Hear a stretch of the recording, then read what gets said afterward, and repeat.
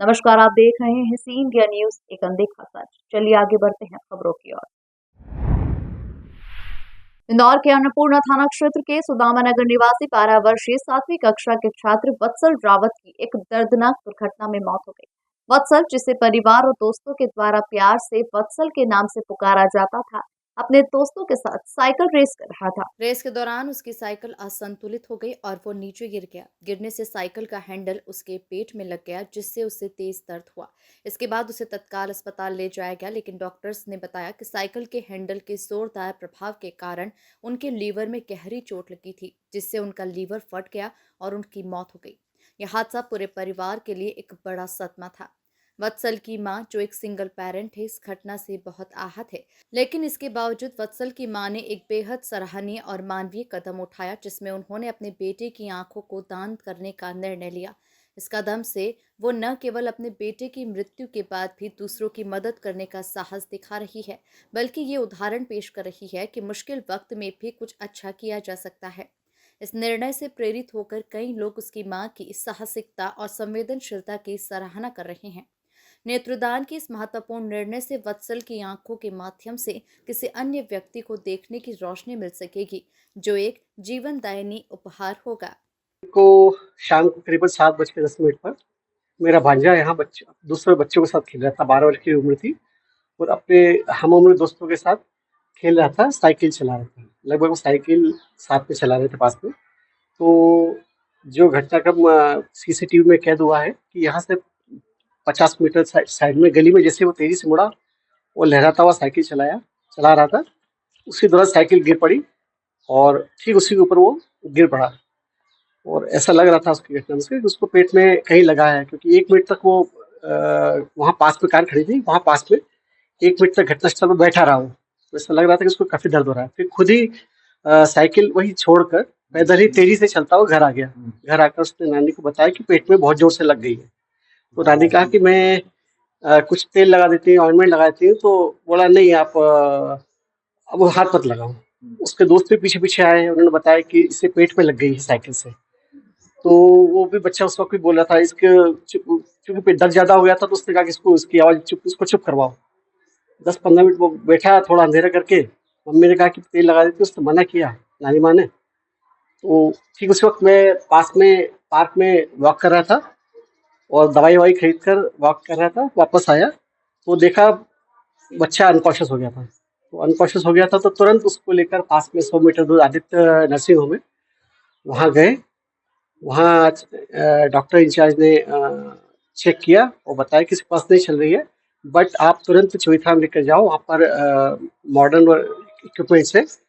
तो हम लोग तुरंत चौथाम लेकर गए। करीबन 10 मिनट में हम चौथाम पहुँच गए और उन्होंने इमरजेंसी वार्ड में उसे तुरंत देखा। डॉक्टर ने अटेंड किया और देखा कि उसका ईसीजी लगाया, तो ईसीजी नहीं चल रहा था। तुरंत ही वेंटिलेटर भी दिया उसे, वेंटिलेटर मास्क लगाया, और वो रेस्पिरेशन भी नहीं कर रहा था और ईसीजी में भी कोई मूवमेंट नहीं था उसका। डेथ हो गई। फिर डॉक्टर ने उसकी पुतलियाँ चेक की, वो बताया कि ये डेड है। जो मार कहाँ लगी इसको एक्चुअल में? उसको एक्चुअल में बिल्कुल अंदरूनी मार है, बिल्कुल पेट के बीचों बीच या साइड में।